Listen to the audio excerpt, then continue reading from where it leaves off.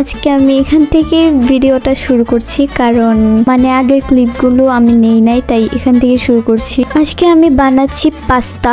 হঠাৎ করে আমার আর আমার বোনের এত খিদা লেগেছে, তাই ভাবলাম যে বিকালে নাস্তা বানাই, যেটা খেলে পেটটা ভরবে, তাই পাস্তা বানাচ্ছি। মাকে রান্না করে দিতে বলি নাই, কারণ আমি দেখতে চাই আমি কিরকম পাস্তা বানাই।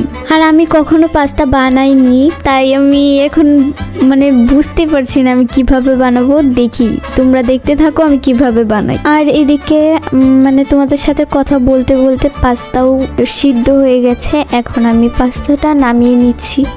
এখন আমি এটাকে ঠান্ডা পানি দিয়ে ধুয়ে নিচ্ছি।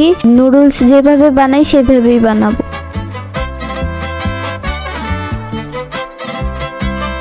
পাস্তাটা ভালো মতো ধুয়ে আমি রেখে দিয়েছি পানি ঝরানোর জন্য একটা বাটির উপরে। আর এখানে আমি কড়াই বসিয়ে দিয়েছি। কড়াইটা একটু গরম হয়ে যাওয়ার পর এখানে দিয়ে দিচ্ছি তেল। তেল দেওয়ার পর এখানে তেলটা একটু ছড়িয়ে নিচ্ছি।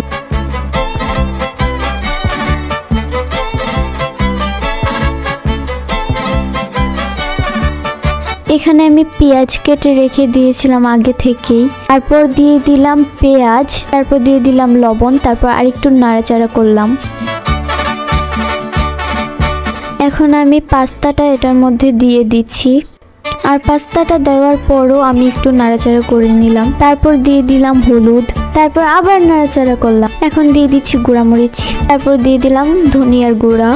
নাড়াচাড়া করে রেখে দিলাম। এখন আমি একটু টেস্ট করে দেখছি লবণ হয়েছে কিনা, কিন্তু লবণ হয় নাই। তারপর আমি আর একটু লবণ দিয়ে নাড়াচাড়া করে নিলাম। 2টা কাঁটা চামচ এবং 2টা প্লেট আনছি, আর 2টায় সমান ভাগে দিয়ে দিলাম পাস্তা। একটু মজা হয়েছে না? এত ঢং করস কে লিগা? কম মজা হয়েছে না? মোটামুটি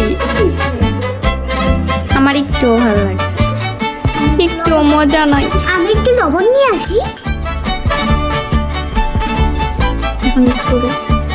পাস্তা খাওয়ার পর আমরা একটু চা খেয়েছিলাম। মা চা বানিয়েছিল। চা খেয়ে আমরা এই ভিডিওটা শেষ করছি। Bye bye.